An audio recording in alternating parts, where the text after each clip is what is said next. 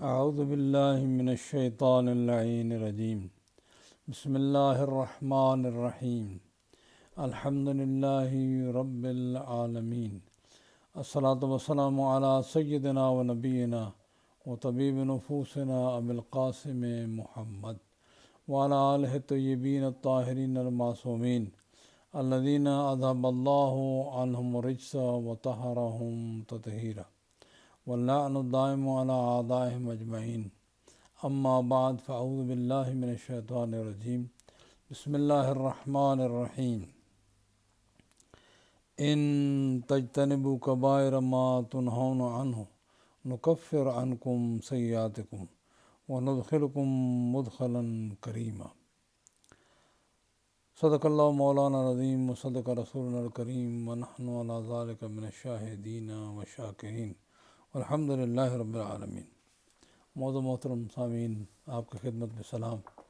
اور یہ آخری ایام ماہ رمضان اور ان کی راتیں اللہ آپ کو مبارک فرمایا اور آپ کی دعائیں عبادات قبول فرمائے، اور اللہ سبحانہ و تعالیٰ سے التجا ہے کہ تمام مومنین ان کے اولادوں کو اور ان سب کو تمام بلیات سے محفوظ فرمائے، بالخصوص اس وقت جس سے پوری دنیا ایک مشکل میں گرفتار ہے، اس سے ان کو بچائے۔ کل تھوڑا سا ٹچ کیا تھا ہم نے، لیکن تفصیل نہیں بیان ہو سکی کہ اگر تم بڑے بڑے گناہوں سے بچ جاؤ، یہ 31 نمبر آیت ہے سورہ النساء کی، اگر تم بڑے بڑے گناہوں سے بچ جاؤ جن سے روکا گیا ہے تمہیں، تو ہم تمہیں چھوٹے گناہ معاف کر دیں گے، سیئات معاف کر دیں گے، نکفر عنکم وندخلکم مدخلا کریما، ہم تمہیں بڑے اچھی جگہ جو ہے وہ داخل کریں گے۔ تو اس میں ظاہر ہے کہ کرائٹیریا بتائے گئے ہیں، لیکن وہ آدمی کو پھر تلاش کرنا پڑتا ہے کہ وہ کون کون سے ہیں۔ مثلا جس پر اللہ سبحانہ وتعالیٰ نے معصومین نے فرمایا کہ عذاب کا وعدہ کیا ہے، وہ کبیرہ ہے، باقی اس کے علاوہ جو ہیں وہ صغیرہ ہیں۔ اسی طرح جو ہیں وہ مختلف اس انداز سے کہ جس پر لعنت کی اللہ تعالیٰ نے، یا دوسرے بھی کرائٹیریا ہیں، لیکن ایک حدیث میں چھٹے امام نے بہت سو کو، تقریباً 20 بڑے بڑے گناہ گن دیے ہیں، اور اچھا ہے کہ ذرا اس کو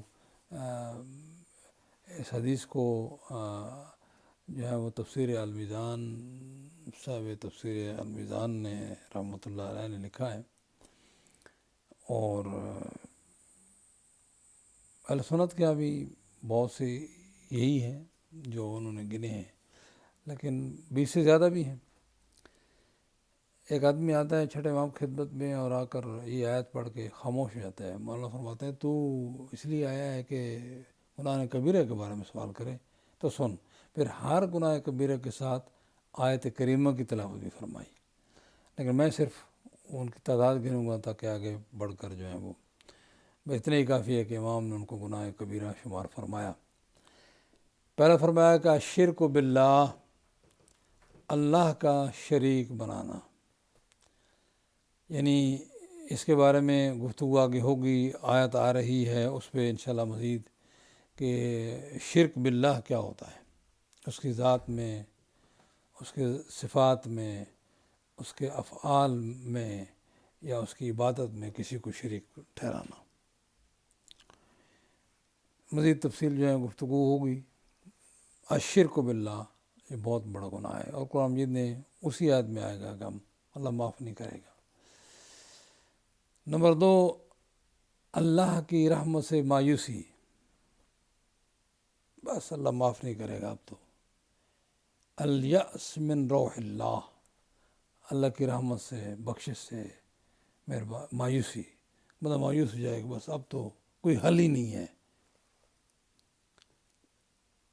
اس سے بھی مایوسی اس میں بھی آتا ہے کہ بس اللہ معاف نہیں کرے گا، اس میں بھی آتا ہے کہ آدمی بیمار ہے، لمبا بیمار ہے، اور کہے کہ نہیں اب تو شفا نہیں ملنے والی نہیں۔ بہرحال وہ کوشش کرے، دعا کرتا رہے، اور شفا وہ کن فیکون کا مالک ہے، دے سکتا ہے، وہاں بھی مایوسی نہیں ہونی چاہیے۔ اللہ سبحانہ و تعالیٰ کے یعنی کسی بھی معاملے میں مایوسی قریب نہیں آنی چاہیے، کیونکہ یہ بھی بڑا گناہ ہے۔ اور تیسرا یہ ہے کہ اللہ کے پلاننگ جو ہوتی ہے اس سے بے خوف ہو جانا، کوئی نہیں جی، کوئی کچھ نہیں کر سکتا، اور بہرحال یہ سوچ نہیں آنی چاہیے، ہمیشہ انسان کو اپنے آپ کو قبضہ قدرت میں سمجھنا چاہیے اور سبحانہ و تعالیٰ سے معافی مانگنی چاہیے۔ اور اگر کہیں ایسی صورتحال ہو جائے کہ جو اس کی ہماری مرضی کے خلاف ہو تو بھی اللہ کی شکایت نہیں کرنی چاہیے۔ الامن مکر اللہ بڑا گناہ ہے، مکر اللہ، اللہ کی پلاننگ، اللہ کے فیصلے۔ اور چوتھا نمبر ہے حقوق الوالدین، والدین کی نافرمانی، بڑا گناہ ہے۔ پانچواں ہے کسی انسان کو بغیر جرم کے قتل کرنا، یعنی کورٹ ہی قتل کرے گا، کسی بندوں کو اختیار نہیں ہے کہ جا کر قتل کر دے جب تک کورٹ نہ کہے۔ تو جان بوجھ کر کسی بندہ مومن کو قتل کرنا، قتل و نفس زکیہ، اور نیک پاک دامن خواتین کو تہمت لگانا، یہ چھٹا نمبر ہے۔ ساتواں نمبر ہے کہ یتیم کا مال کھانا۔ آٹھواں نمبر ہے، اس کی تفصیلات بھی مزید ہو سکتی ہیں، فرمایا کہ الفرار من الزحف، ایک اسلامی کمانڈر کے حکم سے رسول یا رسول کی طرف سے نائب امام یا امام اور امام کے عدم موجودگی میں نائب امام یعنی ولی فقیہ کے حکم سے اگر جنگ ہو رہی ہے، مسلط ہو گئی جنگ، جواب دیا جا رہا ہے، تو اس سے بھاگنا جو ہے یہ بہت بڑا گناہ ہے۔ سود کا کھانا، اکل اور ربا، بڑا گناہ ہے۔ اور زنا بڑا گناہ ہے۔ اور اسی طرح جو ہے وہ اس کو کہتے ہیں یعنی ملاوٹ کرنا، بڑا گناہ ہے۔ جھوٹی قسم بڑا گناہ ہے۔ زکوٰۃ جو ہے وہ نہ دینا بڑا گناہ ہے۔ اور جھوٹی گواہی دینا بڑا گناہ ہے۔ گواہی آدمی جو ہے وہ سب بات کو واقع سے واقف ہے، لیکن کورٹ میں جا کر گواہی کو چھپانا، شراب پینا اور نماز جان بوجھ کر چھوڑ دینا۔ اسی طرح جو ہے وہ وعدہ خلافی، ایک آدمی وعدہ کر کے پکا وعدہ کر کے توڑ دینا۔ قطع رحمی کرنا، سب جانتے ہیں صلہ رحمی اور قطع رحمی کیا ہوتی ہے۔ اور جادو سیکھنا اور سکھانا اور جادو کرنا۔ اس کے علاوہ بھی ہیں، مثلا روزے کو چھوڑ دینا، حج کر سکتا ہے، روزہ رکھ بھی سکتا ہے، جان بوجھ کر چھوڑتا ہے، اگرچہ اس میں یہاں منشن نہیں ہے، مگر اس میں حج جان بوجھ کر جو ہے وہ چھوڑے ہوئے ہے، پیسے بھی ہیں، راستہ بھی ہے، صحت بھی ہے۔ لیکن یہاں 20 گنے گئے ہیں جو، چلے ہم اسی پہ اکتفا کرتے ہیں۔ اس میں میں نے تھوڑا سا یہ کہا کہ بھئی روزہ نہ رکھنا جان بوجھ کر بڑا گناہ ہے، حج نہ کرنا جان بوجھ کر بڑا گناہ ہے۔ تو یہ چیزیں اور بھی بہت سی قرآن مجید میں ہیں، جو تقریباً ایک جگہ 52 بڑے بڑے گناہوں کا ذکر ہے۔ تو اگر ان سے انسان بچ جائے تو پھر باقی جو غلطیاں ہیں اللہ سبحانہ و تعالیٰ نے کہا ہے کہ معاف ہو سکتی ہیں۔ یعنی یہ وعدہ نہیں ہے، یہ جیسے پاسبلٹی ہے، امید دلائی ہے، ہوپ ہے، اور کبھی کبھی چھوٹی چھوٹی غلطیاں بڑی ہو جاتی ہیں، بڑے گناہ ہو جاتے ہیں، صغیرہ کبیرہ بن جاتے ہیں، اصرار کیا جائے، بار بار کیا جائے۔ چونکہ مسئلہ یہ ہے کبیرہ کیوں بنتا ہے، مسئلہ یہ ہوتا ہے کہ انسان جس کی نافرمانی کر رہا ہے اس کو معمولی سمجھ رہا ہے۔ اس لیے حدیث پاک میں آیا کہ چھوٹی نیکی کو بھی تم معمولی نہ سمجھو، ممکن ہے رب اس سے راضی ہوتا ہو، اور چھوٹے گناہ کے بھی تم معمولی نہ سمجھو، ممکن رب العالمین ناراض ہوتا ہو۔ اس اوقات سے تو معمولی بات ہے، جیسے بنی اسرائیل کے ساتھ ہوا کہ اس دروازے سے گزر جاؤ اور ایک لفظ کہو حتۃ، ایک لفظ کہو تمہارے گناہ معاف کر دیں گے، مگر انہوں نے اس لفظ کو بدل دیا۔ تو اس قسم میں امتحان بھی ہوتے ہیں، آخر پھر ان پر خدا متعال نے عذاب نازل فرما دیا۔ کیونکہ اس قدر بھی مطلب ایک آسان ترین چیز بھی نہ کرے انسان، تو یہ بسا اوقات جو ہیں وہ اس طرح کے امتحانات سے گزر کر انسان نکلتا ہے آدمی، تو وہ اس وقت انسان محسوس کرتا ہے معمولی ہے، لیکن خدا کے وہ بڑا شمار ہوتا ہے۔ تو یہ چیزیں مسلسل قرآن مجید پڑھنے سے، احادیث پڑھنے سے، معصومین کی سیرت طیبہ، ان کے فرامین پڑھنے سے آدمی کو سمجھ آتی ہے۔ کوشش کرے، اور میرے خیال میں کوئی ایسی چیز نہیں ہے کہ انسان بچ نہ سکے، بالکل آسان ہے، صرف تھوڑا سا کنٹرول کرے اپنی زبان پر بھی، اور تھوڑا سا اپنی کوشش کو قرآن کے تابع کر دے۔ تو یہ کل تھوڑی سی بات رہ گئی تھی، میں نے کہا چلو اس کو ذرا مزید اور وضاحت کر دی جائے۔ اس کے علاوہ حضرت گرامی، قرآن مجید نے تو قرآن مجید کی ہر آیت جو ہے وہ آیت ہدایت ہے، لیکن اس میں ہمیں اس میں غور و فکر کرنے میں ایک آیت میں، دو آیتوں میں، ایک ٹائم اب ماہ رمضان تو ختم ہو چکا ہے، لیکن اگر ساری زندگی تھوڑا تھوڑا انسان لگا رہے تو چند سالوں میں پورے قرآن کو ختم کر لے گا، اور اس کا دل و دماغ مطمئن ہوگا کہ میں نے قرآن مجید پہ غور و فکر کیا ہے۔ قرآن مجید کم از کم میرے خلاف شکایت نہیں کرے گا، اور قرآن مجید پر آہستہ آہستہ پھر عمل بھی شروع کر دے گا۔ جو آدمی قرآن مجید پڑھے گا، قرآن جب اس کو کہے گا کسی بات کی، تو وہ بالکل جس سے کہے گا وہ کرے گا، اور جس سے روکے گا وہ روکے گا۔ یہی تو قرآن مجید کا معجزہ ہے، لیکن قرآن مجید پڑھنا ضروری ہے۔ اس میں آیت نمبر 41 میں ارشاد فرمایا رب العالمین نے، 40 میں اور 41 میں فرمایا کہ ان اللہ لا یظلم مثقال ذرۃ، یہ ذہن میں، بندے کے ذہن میں ہونا چاہیے کہ خدا کسی بندے پر ذرہ برابر بھی ظلم نہیں فرمائے گا۔ یہ ہمارے اپنے اعمال کا، بس اوقات اعمال کے ساتھ جو ہے سزائیں جڑی ہوئی ہیں۔ اعمال کا نتیجہ ہوتا ہے کہ ہمیں سزائیں یہاں بھی ملتی ہیں اور وہاں بھی ملیں گی۔ وہ اگر تھوڑا سا انسان کنٹرول کرے اور سوچے، اور کچھ کرنے سے پہلے ذرا سوچ لے، ویسے سوچا تو ہر جگہ ہے، لیکن نافرمانی کرنے میں نہیں سوچتا، تھوڑا سا سوچ لے، نافرمانی سے بھی رک جائے گا، اور جو ضروری واجبات ہیں ان کو بھی ادا کرے گا اور راستہ نکالے گا۔ اس کو پتہ ہے کہ یہاں تو چند روزہ زندگی ہے، میں مسلسل سٹرگل میں لگا ہوا ہوں، تو جہاں میں نے ہمیشہ رہنا ہے اس کے لیے کام نہ کروں۔ یہ بالکل عقل و منطق کے مطابق ہے۔ جہاں اس نے پتہ نہیں ملین ہار کروڑوں سال جینا ہے جا کر، کیا اس کے لیے کچھ نہ کرے انسان؟ یہی سوچ قرآن دیتا ہے، یہی حدیث دیتی ہے کہ اس کو نہ بھولنا، اس کو نہ بھولنا۔ تو یہ بات، اور فرمایا یہاں اس سے بعض باری آیت میں، اور اللہ کیوں ظلم کرے؟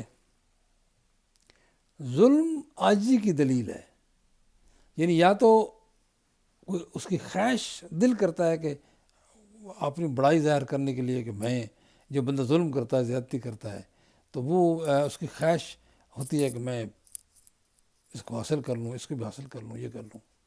خدا کے تو ہر چیز خدا کے بس میں، قدرت میں، اس کو کوئی ضرورت نہیں، اور علم نہیں ہوتا، یا تو علم نہیں تھا تو میں نے زیادتی ظلم کر دی۔ خدا کے علم میں کوئی کمزوری نقص نہیں ہے، نہ قدرت میں نقص ہے، نہ اس کو کوئی خواہش مجبور کر سکتی ہے کہ ظلم کرے، لہذا وہ ظلم ذرا برابر بھی بندوں پر ظلم نہیں کرتا۔ یہ سزائیں ملتی ہیں یا جو مصیبتیں آتی ہیں، یہ اس کے دو ریزن ہو سکتے ہیں۔ یہ تو ایک تو یہ ہے کہ ہمارے اعمال کا نتیجہ ہے، ایک کبھی کبھی خداوند متعال کی طرف سے امتحان اور ٹیسٹ بھی ہوتا ہے۔ دیکھو یہ بہت سی ریزنیں ہیں کہ یہ جو ہے وہ میری طرف متوجہ ہوتا ہے، یہ بہت بھاگ دوڑ کر میرے غیروں کی طرف، جو غیر اللہ ہیں ان کی طرف چلا جاتا ہے۔ اور ایک وجہ یہ بھی ہے کہ کبھی کبھی انسان جیسے کہ مہربان ماں باپ کبھی بچے کو تھوڑا سا غصے بھی ہوتے ہیں اور کہتے ہیں کہ تم نے یہ کیوں کام کیا ہے. کبھی کبھی جھٹکے جو ہوتے ہیں یہ اس لیے بھی ہوتے ہیں کہ تاکہ نافرمانوں کو متوجہ کیا جائے کہ جو بڑے بڑے نافرمان ہیں ان کو ذرا نیل ڈاؤن کیا جائے، اور جو ایمان تو رکھتے ہیں لیکن نافرمانی ہے وہ بھی کرتے ہیں، لہذا ان کو جھنجھوڑا جائے کہ خبردار ہو جاؤ، ابھی تو وقت ہے کہ تم واپس آ سکتے ہو، لیکن مرنے کے بعد واپس نہیں آ سکو گے. یہاں فرمایا کہ کیف 41 میں فکیف اذا جئنا من کل امت شہید، ہم ہر امت سے گواہ لائیں گے. وجئنا بک علی ہؤلاء شہیدا، اور پیغمبر اکرم کو ان سب پہ گواہ جو ہے وہ کے طور پہ بلایا جائے گا. پہلی امتوں کے بارے میں یہ بات ہو سکتی ہے یا اس امت میں بھی مختلف، کہ ان سب پر جو ہے پیغمبر اکرم کے ساتھ گواہ ہیں. ہر زمانے، امت سے مراد زمانہ بھی اس میں، تو ہر زمانے کا امام گواہ ہے اپنے زمانے کے لوگوں پر، اور پھر ان پر جو ہیں وہ رسول اللہ گواہ ہیں. اور یہ کیسے ہے کہ جیسے کہ بہت سمپل سی بات ہے کہ شب قدر کو جو ہے وہ اعمال ہمارے اور ہمارے بارے میں فیصلے وہ پیش ہوتے ہیں پیغمبر کی خدمت میں، فرشتے لے کر آتے ہیں. اس لیے کہا جائے دعا کرو، اور دعائے توسل یعنی وہاں قرآن سر پہ رکھ کر کھول کر بک یا اللہ بے محمد بے علی بے فاطمہ علیہ السلام، یہ جو دعائیں مانگی جاتی ہیں توسل کے ذریعہ، تاکہ وہ جب یہ اعمال پیش ہوں تو ہمیں شرمندگی بھی نہ ہو اور اللہ معاف کر دے. تو اس میں کیا ہوگا کہ پیغمبر اکرم جو ہیں وہ بھی خوش ہوں گے، یا وہ شفاعت فرمائیں گے تو خداوند متعال معاف کر دے گا. یہ چیز جو ہے سلسلہ وہ جاری ہے، چونکہ یہ الفاظ کئی جگہ آئے ہیں کہ قل اعملوا سیری اللہ عملکم ورسولہ والمؤمنون، تم عمل کرو، یہ اللہ تمہارے اعمال کو دیکھے گا، رسول دیکھیں گے، مومنون یعنی ائمہ دیکھیں گے. تو ائمہ کی خدمت میں بھی اعمال پیش ہوتے ہیں، اور جو ہے وہ اصل میں ہمارے اعمال بہت سی جگہوں پر جو ہیں وہ ریکارڈ ہو رہے ہیں. ایک ہمارے اپنے اعضاء و ایک تو فرشتے ہیں، اور دوسرا یہ ہے کہ ہمارے اعضاء و جوارح بھی جو ہیں وہ ان اعضاء کو ریکارڈ کرتے ہیں. پھر اس کے بعد جو ہے وہ خداوند متعال اور خود امام اور نبی بھی گواہ ہیں. اور پھر خداوند متعال کی ذات، تو اس کے علم سے تو کوئی چیز جو ہے وہ، اب دیکھیں دعائے کمائل میں یہ جملے ہیں، اللہ میرے وہ گناہ معاف فرما جو فرشتوں نے ریکارڈ کر لیے ہیں، اللہ میرے وہ گناہ معاف فرما جو اعضاء و جوارح نے، اگر ان سے مس ہو گئے تو اعضاء و جوارح نے ریکارڈ کر لیے ہیں. اگر ان سے بھی کوئی چیز مس ہو جائے تو تیرے علم سے تو کوئی بات وہ مخفی نہیں ہے، پوشیدہ نہیں ہے. سبحان اللہ. لہذا ہمیں ایک دفعہ کسی کو معصوم نے فرمایا، میرے خیال میں چھٹے امام نے فرمایا کہ رسول اللہ کو کیوں اذیت دیتے ہو؟ ہیں یا مولا ہم آج اذیت دیتے ہیں؟ رسول اللہ ہم سے یعنی سمجھے 1 صدی پہلے وہ گزر گئے. کہا اچھا ہم کیسے اذیت دیتے ہیں؟ تو خصوصاً اس آیت کی جس کے میں نے پہلے قل اعملوا سیری اللہ عملکم ورسولہ والمؤمنون، اس آیت کی تلاوت مولانا نے فرمایا کہ جب تم لوگ جو اپنے آپ کو کہتے ہو گے، یعنی الفاظ اسی طرح ہیں کہ جب آپ کے اعمال پیش ہوتے ہیں تو وہاں رسول اللہ دیکھ کر کہ یہ میرے ماننے والے اور یہ حرکتیں کر رہے ہیں، ان کو اذیت ہوتی ہے. اللہ معاف کرے، خدا پیغمبر کو اذیت نہ دینے والوں میں سے بنائے، اور ہماری وجہ سے پیغمبر کو کوئی اذیت نہ ہو. تو محترم سامعین، یہ چیزیں ایسی ہیں جن کو قرآن اور حدیث سے سمجھ کر انسان اپنے آپ کو صحیح کر لیتا ہے. آگے آیا نمبر 42 میں ارشاد فرمایا کہ یوم اذن یود الذین کفروا، اس دن جس میں یہ گواہی اور شہادت اور اعمال ہوں گے، اس دن کافر کہیں گے کاش کہ آج زمین ہمارے پر برابر کر دی جاتی. کافر اور جنہوں نے رسول کی نافرمانی کی، کفروا وعصوا الرسول، اور رسول کی نافرمانی کی، کاش کہ آج زمین ہمارے اوپر جو ہے وہ برابر کر دی جاتی. تاکہ ہمیں یہ دن نہ دیکھنا پڑتا. ولا یکتمون اللہ حدیثہ، اور اس دن وہ کوئی بات ان کے پوشیدہ آپ نہیں چھپا سکیں گے اللہ سے. پھر اس آیت نمبر 41 میں ارشاد فرمایا کہ یا ایھا الذین آمنوا لا تقربوا الصلاۃ وانتم سکارا، نماز کے قریب نہ جاؤ اس حالت میں کہ تم نشے کی حالت میں ہو. یہ نشے کی حالت میں نماز نہ پڑھو. حتی تعلموا ما تقولون، حتیٰ کہ تمہیں پتہ ہو کہ تم کیا کہہ رہے ہو. اور پھر آگے جو ہیں وہ مسائل ہیں کہ تیمم کب کر سکتے اور کیسے کرنا چاہیے. تو آج کرنے کا مقصد یہ ہے کہ یہ نماز کے بارے میں بڑا سبحانہ و تعالیٰ کی ذات قرآن مجید کے ذریعہ بڑی حساسیت ہے. نماز کے قریب نہ جاؤ نشے کی حالت میں. خیر یہ تو اس وقت شراب کے منع ہونے کے مراحل جو ہیں وہ ان میں پہلے اس سے منع کیا، پھر فرمایا کہ اس کے فائدے تو ہیں لیکن نقصان زیادہ ہیں، پھر مطلقاً منع کر دیا، گریجولی اس پر بیان کیا. لیکن یہ نماز نہ پڑھو تم نشے کی حالت میں حد تک تمہیں پتہ ہو تم کیا کہہ رہے ہو.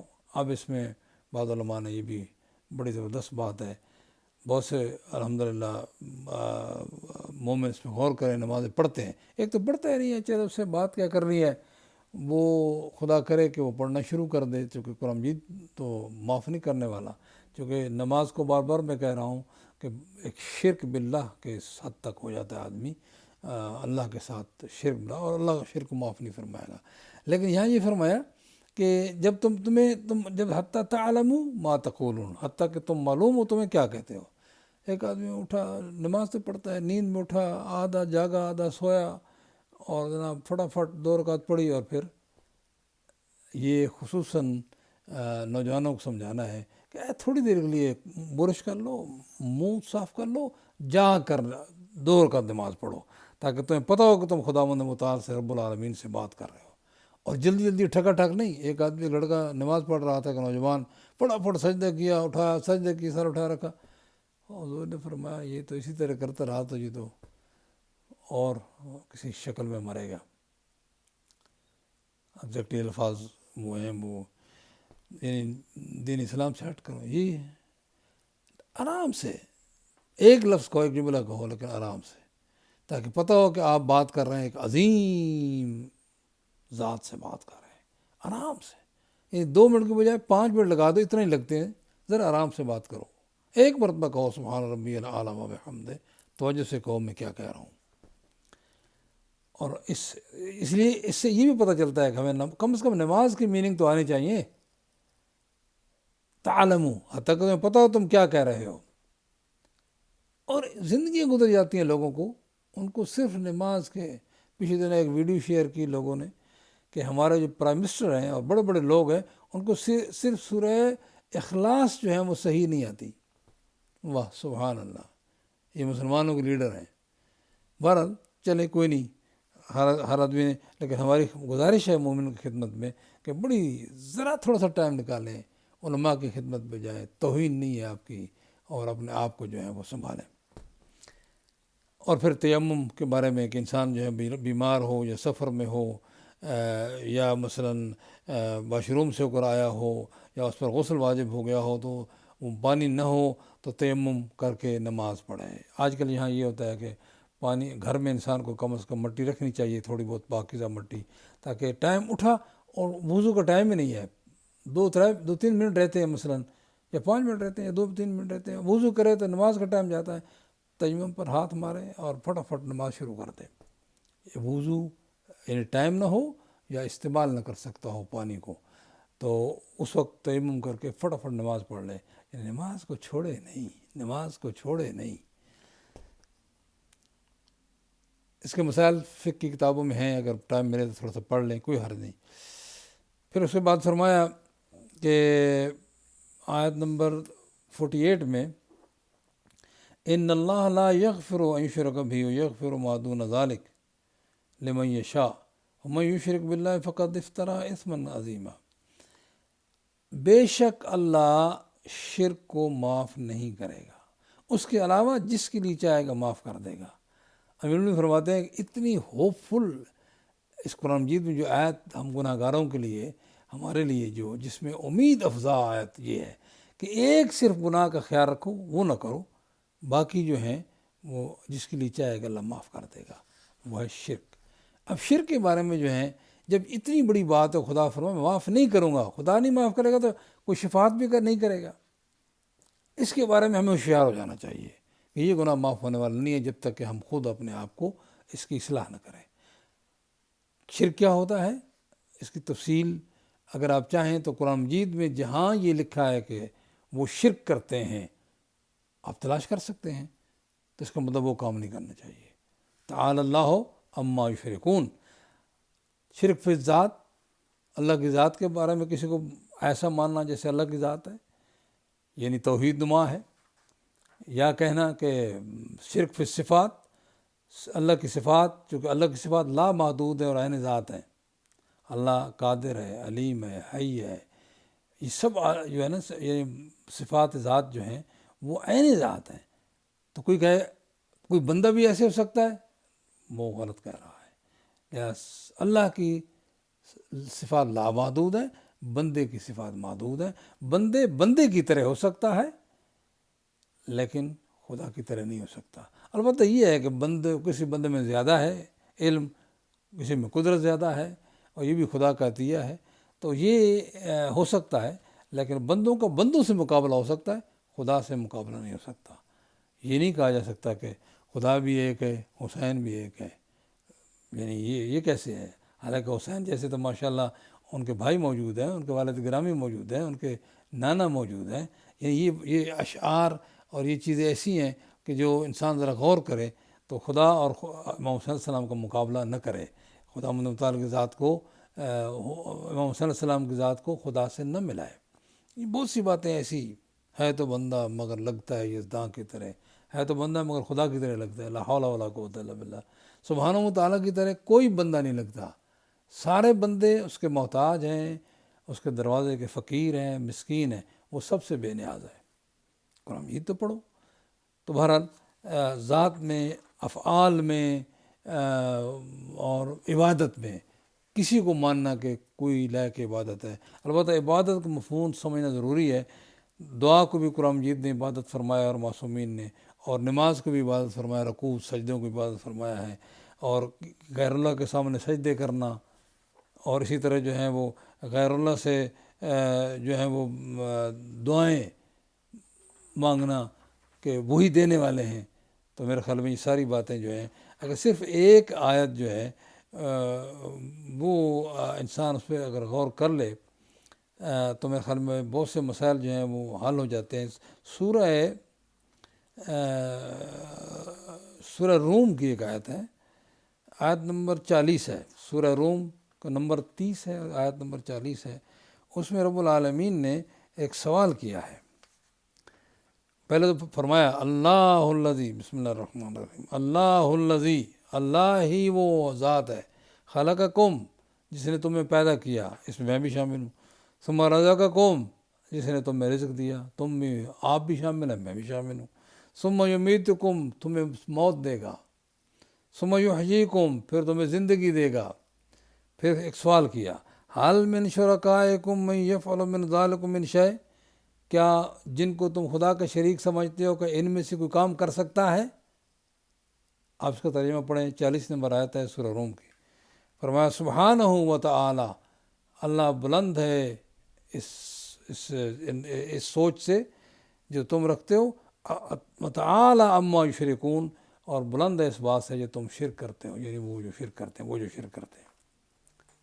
توجہ کیجیے گا میرے عزیزو۔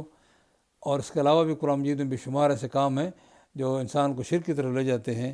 آپ سے گزارش ہے کہ جب اللہ نے فرما دیا ہے کہ میں معاف نہیں کروں گا، تو اس پہ سیریسلی سوچیں اور غور کریں کہ شرک کیا ہوتا ہے اور شرک کیا نہیں ہوتا۔ اللہ آپ کی مدد فرمائے، میری مدد فرمائے، اور شرک جیسی بڑے گناہ سے، الشرک باللہ، اللہ اسے بچائے، تاکہ اللہ سبحانہ وتعالیٰ کی بخشیں اور رحمتیں ہمارے شامل حال ہوں، اور ہمارے گناہوں سے بھرے ہوئے دامن کو دھو ڈالیں۔ شرک سے بچ جاؤ۔ کیا مرنے کے بعد بچ نہیں سکتا آدمی، زندگی میں بچنا ہے، مرنے کے بعد تبھی جا کر سفارش ہوگی کہ جب جو ہے وہ شفاعت ہوگی، جب وہ زندگی میں مشرک نہیں تھا۔ التجا کرتا ہوں کہ میرے لیے دعا کریں، آپ کے لیے دعا کرتا ہوں۔ السلام علیکم ورحمۃ اللہ وبرکاتہ۔